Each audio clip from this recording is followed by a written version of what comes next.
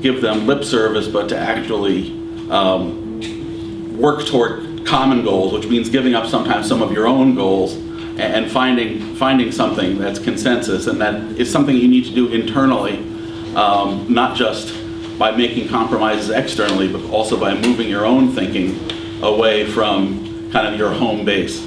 That's a more general comment, but I think it goes to how we look at balancing privacy and with end users' abilities to maintain trust and safety on the internet, and privacy and freedom of expression, which again, that's to my mind an odd dichotomy. I'm not even sure it's the right one at all, because I think they actually coexist quite nicely. I think it's more privacy and trust, or privacy and accountability, or privacy and the right to know who you're dealing with, that are more at tension with each other. And maybe that's the right to know who you're dealing with is not a recognized right, but it's certainly something without which you start to feel really uncomfortable. I don't even know which Nigerian prince I'm dealing with sometimes when I'm getting emails. There's so many.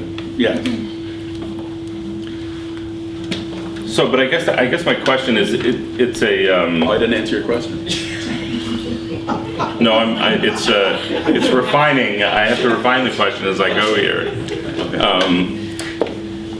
Is that how do we? A lot of it's done through jurisprudence, certainly, right? And I guess it was Blackburn in the U.S. that said that the right to free speech doesn't give you the right to stand up at a theater and yell fire or something like that. Crowded theater. Crowded theater. Empty theater would be okay. Yes, thank you. Maybe. Outside of the world of jurisprudence, though, how do we, in these types of fora, try to forge these balances, right? Because it seems more often than not, whether these dichotomies are false or not, you do have sort of constituent-based arguments about these things, and how do we reach these kinds of compromises or these balances absent some established jurisprudence on it? I know in some instances we fall back on the notion of due process, et cetera, in order to sort of find out who people are in specific cases with warrants and things like that, for sure. But in this sort of broad, sort of macro sense, how do we, if we're developing policy around these things, how do we strike a balance in that kind of an environment around the interests or / rights of everyone that's involved? I mean, that's the challenge I feel like we face. So happy to get your views. Sure. I think partly this discussion sort of reflects the importance of expertise, right? So here, even when we were talking about anonymity as a right, that's complicated, right? Anonymity is an important principle, but whether or not it's a right, it's not fully established in, say, the International Covenant on Civil and Political Rights. But when we talk about anonymity, we find it to be a necessary principle for example, freedom of opinion and right to information and freedom of expression. Anonymity is, we also talk about it, for example, a few times on this panel, we talked about the fact that anonymity becomes a way to enable acts of violence, and as a way to talk about the need for law enforcement, or you had mentioned security researchers, to access this information. I think you were talking about the WHOIS database, right? But my understanding is that even before we started talking about GDPR and WHOIS, there were questions about the accuracy of that data, just because of differing registrar policies, the fact that users could put in pseudonyms instead of their real names, or placeholders instead of their actual information. And so there were questions about the accuracy of that data in the first place, which sort of undermines this question of whether security researchers had at one point access to the information, if they're not having access to information anymore, whether law enforcement, the only option they have is to go through ICANN's WHOIS database, when law enforcement has a range of investigative tools. They have a range of mechanisms at their disposal, and disproportionate power when we're talking about individuals.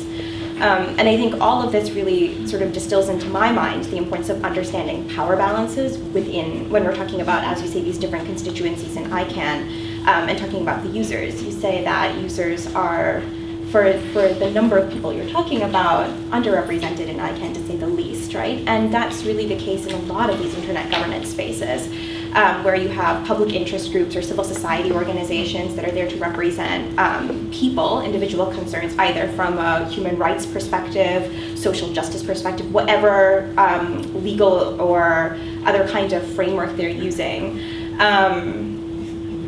Usually, these organizations are going in with far fewer resources, far less representation than governments and the private sector.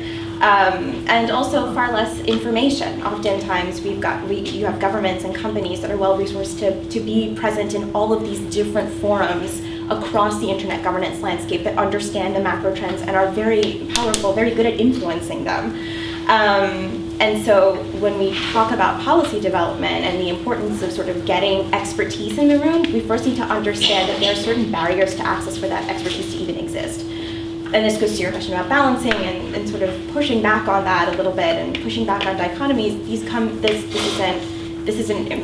aren't ideas that haven't been pressed before, that haven't been discussed in a legal context before. There are experts talking about this, but they're not able to get in the room to discuss this in a legitimate way, right? To talk about, okay, well, what does transparency actually look like in a processive way? What does accountability look like in a robust fashion? How do we actually make this meaningful? Those conversations can't be had if we don't actually address the imbalances in the room that stop certain expertise from being present in the first place. Well, I mean, that's a really good question, and in some ways it speaks to the previous session. I mean, should we be trying to do more to bring experts in on these particular topics into these discussions? Because it's not like there's any shortage of, say, academics involved in these conversations that are part of, in theory, part of civil society as well, that are either subsidized by universities or by the organizations themselves for their participation. Is it possible that it comes back to this idea that we're internet governance generalists, and what we need to do is, in the context of the discussion, go out and sort of pluck people to talk about some of these issues, because you say the expertise exists. I certainly don't have it, right? I'm a former software developer, right, that's now engaged in policy of internet governance, but maybe part of the answer here is actually going out in search of that expertise and bringing it into these discussions in a more targeted way than has happened in the past. I mean, ironically, the at-large has more people at the ICANN meeting than the business community does, but it's structurally handicapped in the ICANN context. So there's a lot of interesting things about power, et cetera, and how that can manifest itself in an internet governance forum. But I'm really interested in the expertise question, because I wonder if people that know nothing about internet governance but have a lot of experience on transparency and accountability, et cetera, might be the ones to bring in to talk about some of these issues in a more targeted way. I don't know. That's just thinking outside my head, but anyways, go ahead. I think that's absolutely right. There's lots of people who are